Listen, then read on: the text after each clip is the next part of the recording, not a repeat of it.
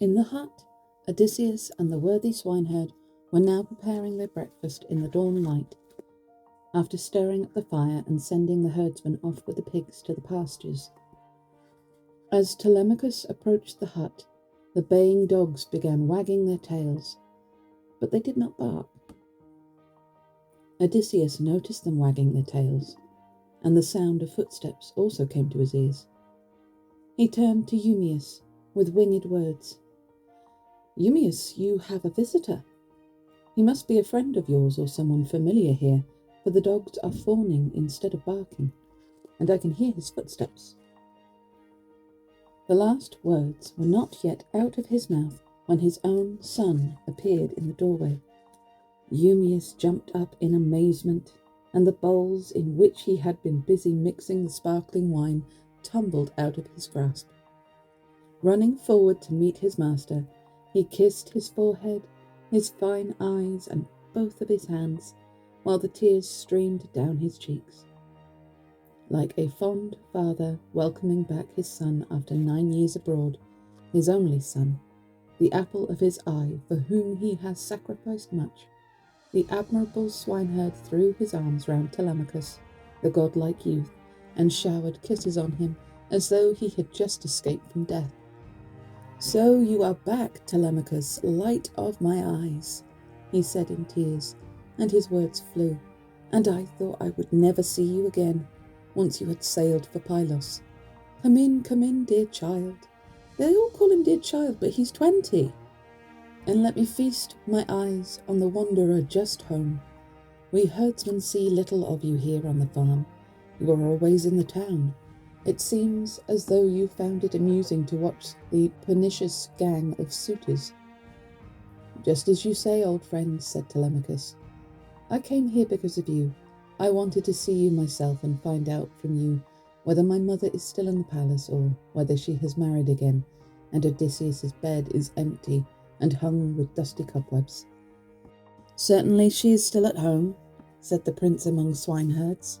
"She has a patient heart, though her eyes are never free from tears as the slow nights and days pass sorrowfully by." As he spoke, he took his bronze spear from him, and Telemachus crossed the stone threshold into the hut. At his entrance, Odysseus, his father, rose to give him his seat, but Telemachus from the other side of the room checked him with a gesture and said, "Don't get up, stranger. Somewhere in our farm we'll find something to sit on, and here is the man to arrange it." So Odysseus sat down again, and the swineherd made a pile of green brushwood for Telemachus, with a fleece spread on top. And there Odysseus's dear son sat down. I imagine Odysseus is looking at Telemachus in a kind of wonderment way, whereas Telemachus is probably thinking, "Why is that weird man staring at me?" Eumaeus then put beside them platters of roast meat that had been left over from their meal of the previous day, and with eager hospitality piled baskets high with bread, and mixed them some sweet wine in an olive wood bowl. This done, he himself sat down opposite the godlike Odysseus, and they helped themselves to the good food in front of them. When they had satisfied their hunger and thirst, Telemachus turned to the worthy swineherd and said, "Old friend, where does this guest of yours come from? Some ship's crew must have brought him here. How did it happen, and who did they claim they were? I am quite sure he didn't walk to Ithaca." Then you, Eumaeus the swineherd, said in reply, "My child, you shall have nothing but the truth from me. He claims to be a native of the large island of Crete, and says he has tramped as an outcast through half the towns in the world. That seems to be his destiny. But quite recently he managed to escape from a Thesprotian ship and came to my farm here. I will hand him over to you to deal with as you like, for he has decided to throw himself on your mercy." "Eumaeus, this is very mortifying to me," the thoughtful Telemachus replied. "How can I possibly receive the stranger in my house? In the first place, I myself am young, and I do not yet have the physical strength to cope with anyone who might care to pick a quarrel with me. Then again, my mother is in two minds whether to stay at home and keep house for me, out of respect for her husband's bed and public opinion, or whether to go away with that one of her suitors who is most distinguished and most lavish with wedding presents. However, as the stranger has sought refuge in your home, I will give him a good cloak and tunic, a two-edged sword and sandals for his feet, and send him wherever he wishes to go. But if you want to, keep him here at the farm and look after him. I'll send you the clothes and all the food he'll need, so that he shan't be a burden to you and your men. But I should not like to permit him to come down there and meet the suitors. Their reckless violence goes beyond all bounds, and if they insulted him, as I fear is likely, that would distress me deeply. But it is difficult for a man to do anything single-handed against a crowd, however strong he may be. They have an overwhelming advantage. I feel sure, my friend, the steadfast good Odysseus put in, that you will allow me to join in your discussion. My indignation has been deeply stirred by what I have learned from you both of the outrageous conduct of these suitors, which you, such a fine person, have had to endure. Tell me, do you take this lying down? Or have the local people been turned into enemies of yours through hearing an oracle from the gods? Or have you been let down by your brothers, whom a man can normally rely on in a feud, however deadly it becomes? I wish I were as young as you, or as young as I feel, considering that he's disguised as an old man, or that I were the noble Odysseus' son, or Odysseus himself, back from his travels. I would be ready here and now to let anyone cut my head off if I didn't go straight down to the palace of Laertes, heir of Odysseus, and kill the lot of them. And if they did overwhelm me by numbers, single-handed as I would be, I would rather die by the sword in my own house than witness the perpetual repetition of these outrages. The brutal treatment of visitors, men hauling the maids about for their foul purposes in that lovely house, wine running like water, and those villains gorging themselves just for the sport of the thing, on, and not likely to get anywhere. My friend, said the thoughtful Telemachus, I will tell you the truth of the matter. The people as a whole have no grievance and no hostility toward me, nor have I been let down by my brothers, whom a man can normally rely on in a feud, however deadly it becomes. For Zeus has made only sons the rule in our family. Laertes was the only son of Arcesius, and Odysseus of Laertes, while I was the only son who had been born to Odysseus when he left his home. And little joy he had of me. As a result, the house is infested by our enemies, of all the island chieftains in Dulichium, in Same, and in wooded Zacynthus, and of all the princes here in rocky Ithaca, there is not one that isn't courting my mother and plundering my house. As for her, she cannot bring herself to the final step of rejecting all the suitors or accepting one of them, though she hates the idea of remarrying. Meanwhile, they are eating me out of house and home, and they'll soon destroy me. However, this is all in the lap of the gods. And now, old friend, will you go quickly down and tell my wise mother Penelope that she has me safely back from Pylos? I will wait here till you return after delivering your message, which is for her ears alone. Let none of the others hear it. There are plenty of them plotting to harm me. Then you, Eumaeus, the swineherd, said in reply, Agreed, understood, a word to the wise, but give me clear instructions on this point. Shall I make one journey of it and tell Laertes the news too? The poor man, for all his great grief for Odysseus, used till lately to keep an eye on the farm, and eat and drink with the farmhands when the spirit moved him. But ever since you sailed for Pylos, they say that he has not so much as taken a bite or a drink, nor cast an eye over the work on the farm, but sits there moaning and groaning in his misery, with the flesh withering on his bones. "That can't be helped," replied the prudent Telemachus. "I'm sorry, but we can't do anything for my grandfather just now. If men could have anything for the asking, my first wish would be for my father's return. However, deliver your message and come straight back. Don't go wandering about the countryside after Laertes, but ask my mother to send her housekeeper quickly and secretly. She could tell the old man." His words spurred on the swineherd, who picked up his sandals, bound them on his feet, and set off for the town. His departure from the farm was not unobserved by Athene, who now approached in the guise of a tall, beautiful, and accomplished woman, and, halting just outside the door of the hut, made herself visible to Odysseus, though Telemachus did not see her or become aware of her presence. It is by no means to everyone that the gods grant a clear sight of themselves. Only Odysseus and the dogs saw her, and the dogs did not bark, but ran whimpering in panic to the other side of the farm. Athene gestured with her eyebrows. Odysseus saw this, and leaving the house went through the walled yard and presented himself before her. Athene spoke. "Son of Laertes, favourite of Zeus, Odysseus of the nimble wits, speak now to Telemachus and hide nothing, so that the pair of you can plot the downfall and death of the suitors, and then make your way to the great town. I will not leave you alone for long. I am eager for the fight." As she spoke, Athene touched him with her golden wand. First, she clothed him in a fresh cloak and tunic, then restored his stature and his youthful vigour.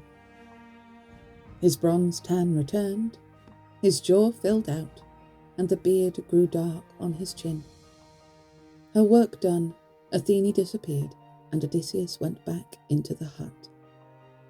His son gave him a look of amazement, then withdrew his eyes for fear that he might be a god, and said with words that were winged, "Stranger, you are not the same now as before. Your clothes are different, your complexion is changed. Surely you are one of the gods who live in the broad sky. Be gracious to us, and we will make you pleasing sacrifices and offerings of wrought gold. Have mercy on us." "I am no god," said the patient, good Odysseus. "Why do you take me for an immortal? But I am your father, on whose account you have endured so much sorrow and trouble and suffered persecution at men's hands." With that he kissed his son, and the tears ran down his cheeks to the ground. Till then he had kept a firm control on his feelings. But Telemachus could not yet accept that it was his father, and said, "You are not my father. You are not Odysseus. Some divine power is playing a trick to make my grief all the more bitter. No mortal man could do such a thing by design, though I know that any god who wished could easily make a man young or old. Only a moment ago you were an old man in shabby clothes, and now you look like one of the gods who live in the wide heavens." "Telemachus," replied the resourceful Odysseus, "you ought not to feel any excessive surprise at your father's homecoming, or be so taken aback. Be quite certain of this: no second Odysseus will return. No, I am the man, just as you see me, back in my own country, in the 20th year of misfortune and wandering. As for these changes in me, they are the work of the warrior goddess Athene, who can do anything, and make me look as she wishes, at one moment like a beggar, and at the next like a young man finely dressed. It is easy for the gods in heaven to glorify or debase a man." Odysseus sat down, and Telemachus flung his arms round his noble father's neck and burst into tears. No, I actually know how that feels. And now a passionate longing for tears arose in them both, and they cried aloud piercingly, and more convulsively than birds of prey, vultures or crooked-clawed eagles, bereaved when villagers have robbed the nest of their unfledged young. So did these two let the piteous tears run streaming from their eyes, and sunset would have found them still weeping if Telemachus had not suddenly asked his father a question. "But, my dear father," he said, "what ship can have brought you to Ithaca at this time? And who were the men on board? It is obvious that you did not come on foot." "My son," said the patient noble Odysseus, "I will tell you exactly how it was. The Phaeacians brought me here, those renowned sailors who provide any stranger who lands on their coasts with his passage home. Well, they brought me across the sea on one of their fast ships and landed me in Ithaca. I was asleep the whole time. They gave me splendid presents too, bronze and vast quantities of gold and woven cloth, all of which, with help from the gods, lie hidden in a cave. Finally, I came up here at Athene's prompting so that we could plan the destruction of our enemies. Now count and list them for me one by one so that I may know exactly who and how many they are. Then I will turn my mind to deciding whether we too could take them on by ourselves or whether we should seek help." "Father," the prudent Telemachus replied, "I have always heard of your great reputation as a fighter in combat and tactician in council. But this time you speak of the impossible. I am overwhelmed. 2 men could not possibly take on—" "Excuse me! Right in the middle of a father-son reunion. Where was I? 2 men could not possibly take on so many determined fighters. There are not just 10 suitors or 20, but many times more than that. I can tell you their strength here and now. From Dulichium there are 52, the pick of its young men, with 6 serving men. From Same there are 24, and from Zacynthus, and from Zacynthus 20 noblemen. From Ithaca itself a dozen of its best, and with the Medon the herald, and an inspired minstrel besides 2 servants, expert carvers. If we meet them inside the palace in full force, I am afraid it may be you who pay a cruel and terrible price for the outrages you have come to avenge. So think hard about an ally you can find, who will fight heart and soul on your side." "I will tell you," said the steadfast Odysseus. "Listen carefully, and ask yourself whether Athene, with Father Zeus, will be help enough. Or must I find some other ally?" "The champions you mention are a powerful couple," said the circumspect Telemachus. "They may sit up there in the clouds, but they rule the whole world of men and gods. And so," said the patient good Odysseus, "when the scene is set in the palace for ordeal by battle between us and the suitors, it will not be long before those 2 are in the thick of the fight. However, at the first sign of dawn, you go home and rejoin those arrogant suitors. Later, the swineherd will bring me down to the city disguised as a wretched old beggar.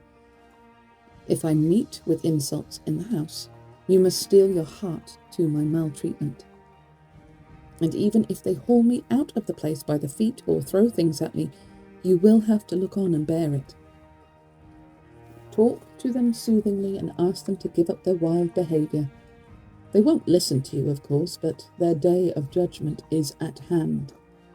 And here is something else, remember it.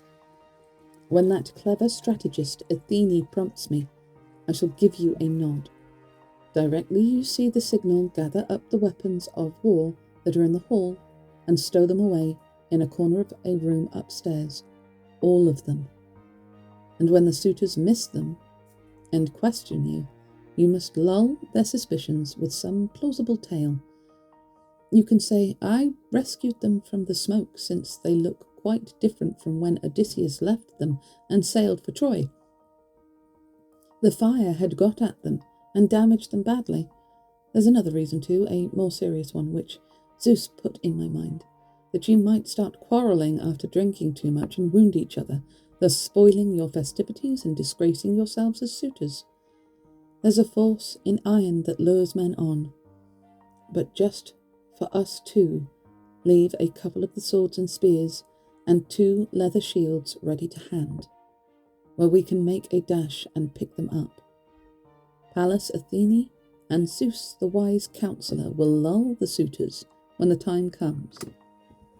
One more word. Pay close attention.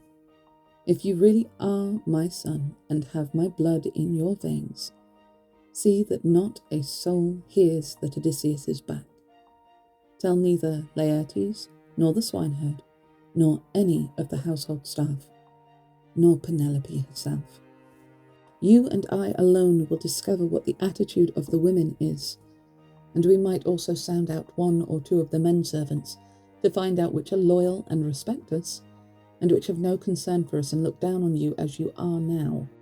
Father, his noble son replied, you will come to know in due course what I'm made of, and I am certainly not stupid, but I feel that we would gain nothing by acting as you suggest, and I urge you to think once more. You will waste a lot of time going round the various farms and sounding out the men one by one, while the suitors are in our house blithely eating up our stores in their insolent way, stinting themselves of nothing. I certainly think you ought to find out which of the women servants are guilty or innocent of disloyalty toward you, but as to the men, I am against going round the farms to sound them out, and would like to postpone that till later, if it is really true that you have had some intimation of the will of Zeus who bears the Aegis. So father and son discussed the situation, and the good ship that had brought Telemachus and his men from Pylos began to approach the harbour of Ithaca. When they reached its deep water, they dragged her up on the beach. Their eager squires carried off their equipment and removed the valuable gifts to Clytius's house. They then dispatched a messenger to Odysseus's palace to tell the wise Penelope that Telemachus had gone to the country and had ordered them to sail round to the city, so that the good queen might not take alarm and start weeping. As it happened, this messenger and the worthy swineherd, conveying the same news to the lady, met on the way. But when they reached the royal palace, the messenger blurted out his news among all the women servants. Your son is back, my queen. The swineherd, however, sought Penelope's own ear and told her everything her son had instructed him to say. His message faithfully delivered, he turned his back on the palace and its precincts and returned to his pigs. To the suitors, the news came as a shock that cast a gloom over their spirits. They streamed out of the hall through the high-walled courtyard, and there, in front of the gates, they held a meeting. Eurymachus, son of Polybus, was the first to speak. My friends, he said, Telemachus, in his arrogance, has certainly scored a success by safely bringing off this expedition that we swore would come to nothing. But come, let us launch the best ship available, collect a crew of oarsmen, and quickly send word to our friends out there that they must come home at once. He was still speaking when Amphinomus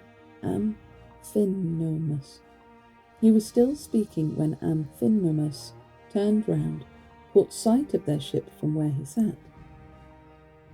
She was riding in the deep harbour, and he could see some men taking down the sails, others preparing to row her in. He gave a gleeful laugh and called out to the rest, No need to send a message now, they're back. Some god must have sent them word, or they themselves saw Telemachus' ship slip by and couldn't catch her. At this the whole company rose and went down to the beach. The crew made haste to drag the black ship up onto land, and eager squires carried their equipment off.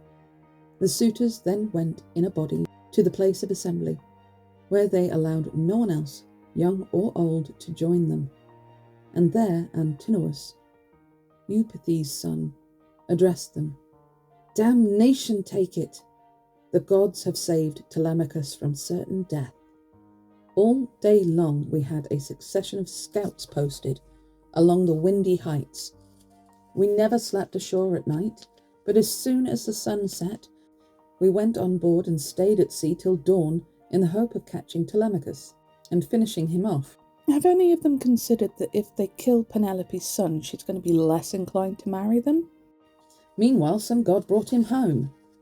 Telemachus must not slip through our fingers, but here and now we must think of some way of destroying him.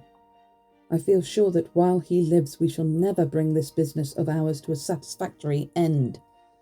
He knows how to think and scheme, and the people no longer look on us with any favour at all. I suggest action before he can call a general assembly. Mark my words. He won't relax his efforts one bit, and it will be an angry man who rises up to denounce us and tell them all how we plotted his murder and then failed to catch him. They certainly won't applaud his recital of our misdeeds. In fact, they may do us considerable harm and send us into exile among the foreigners abroad. We must forestall such a move and catch him either in the country, well away from the town, or on the road. We should then have his property and estates, which we would divide fairly between us, though we might let his mother and her new husband keep the house. But if you disapprove of my suggestion, and would rather see him alive and in possession of all his inheritance, I suggest that we no longer meet here, living in luxury at his expense, but that each of us must court the Queen and make his bridal offers from his own house. She could then marry the man who offers the richest gifts and is her destined husband. A dead silence followed this speech. It was broken at last by Amphinomus, the famous son of Lord Nisus and grandson of Odysseus. He was the leading spirit among the suitors from the corn and grasslands of Dulichium. Penelope found his conversation especially agreeable, because he was a man of principle. He now began speaking, with their best interests at heart. "My friends," he said, "I am not willing to put Telemachus to death. It is a dreadful thing to spill the blood of princes. Before all else, let us learn the god's will. If the oracles of Almighty Zeus approve the deed, I will be his executioner myself and urge on the rest of you.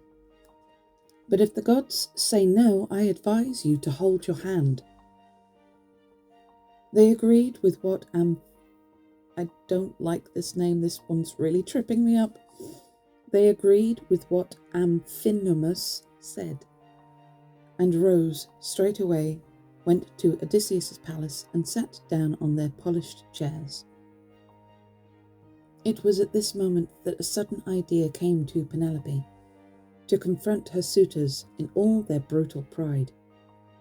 She knew well enough that her son's murder had been plotted in the palace, for Medon the herald had heard of the plot and warned her. So now she gathered her ladies around her and went down to the hall. When she came near her suitors, the great lady drew a fold of her shining veil across her cheeks, took her stand by a pillar of the massive roof, and, turning on Antinous, lashed him with her tongue. "Antinous, you're an arrogant and evil schemer, and they say that in judgment and eloquence you're the best man among your contemporaries in Ithaca. Now I know you're not. You covetous fool! How dare you plot against Telemachus' life, showing no compassion to suppliants, even though they are under Zeus's eye? It's sacrilege for someone who has received mercy to plot against someone in need of mercy. Or do you not know that your father once sought refuge here from the fury of the mob, when their blood was up because he had joined the Taphian pirates on a raid on the Thesprotians, who were at peace with us? They would have killed him and had his heart out, and helped themselves to his fortune too, had not Odysseus come to his rescue and controlled their violence. Odysseus, at whose expense you are living free, whose wife you are courting, and whose son you propose to kill. You are causing me great anguish. I command you now to put an end to all this and make the rest obey. Eurymachus, son of Polybus, answered the queen. Penelope, he said, wise daughter of Icarius, have no fear. Dismiss these terrors from your mind. The man does not exist, will not exist, and will never be born who will lay violent hands on Telemachus your son, so long as I live and am on earth to see the light of day. I assure you, and time will prove it, such a man's black blood would soon be gushing around my spear. Didn't Odysseus, the sacker of cities, befriend me too, and often take me on his knees to put a piece of roast meat in my fingers and lift the red wine to my mouth? I'm going to guess that he was a child. That makes Telemachus my dearest friend on earth. Wait, you're wanting to... What's the age gap here? Anyway, that makes Telemachus my dearest friend on earth, and I assure him he need have no fear of death at the suitors' hands.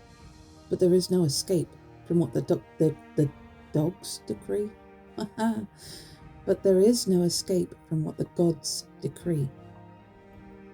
These encouraging words were on his lips, but death for Telemachus was in his heart, clearly. Penelope withdrew to her splendid apartment on the upper floor, and there she wept for Odysseus, her beloved husband, till bright-eyed Athene closed her eyes in sweet sleep. That same evening, the good swineherd returned to Odysseus and his son. They had killed a yearling pig and were preparing it for supper.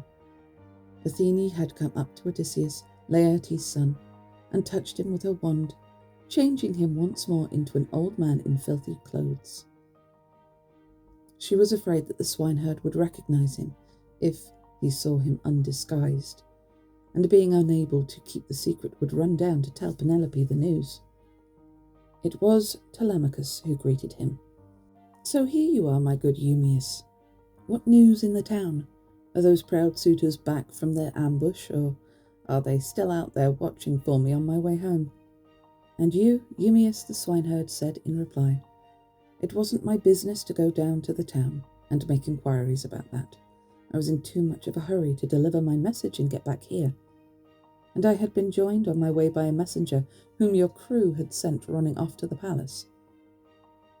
He was the first to give the news to your mother, but there's something that I do know, for I saw it with my own eyes. On my way back, I had climbed above the town as far as Hermes Hill, when I saw a ship coming into our harbour. She had a crowd of men on board, and a whole armoury of shields and two-edged spears. I took it to be them, but I cannot say for certain. When the great Telemachus heard this, he glanced at his father with a smile, which he was careful to hide from the swineherd. They had now finished preparing the meal, so they sat down and thoroughly enjoyed their supper together. When their thirst and hunger were satisfied, they thought of their beds and accepted the gift of sleep.